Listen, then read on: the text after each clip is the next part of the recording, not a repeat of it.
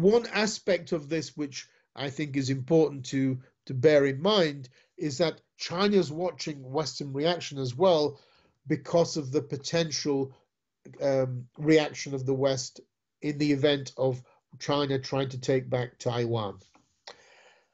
Chinese leaders have talked about that they want to take back Taiwan by the end of this decade.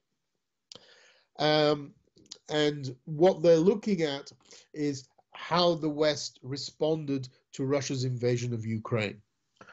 At the moment, they're seeing a kind of half-hearted, it's enough for Ukraine not to be defeated, but not enough for Ukraine to win kind of approach. So China's very much watching Western political will on this war, and wondering to what degree the West would come to, or particularly the US would come to the rescue of Taiwan if China launched a full-scale invasion later this decade. On this slide 15, this is actual proof of the degree to which China is supporting Russia in this war.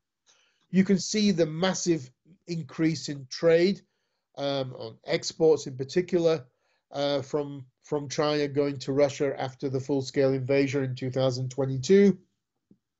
Some of this is going direct from China to Russia. Some of it is going via middlemen in Central Asia. Kyrgyzstan and Kazakhstan have become very important middlemen for the re-export of goods, bypassing Western sanctions to Russia.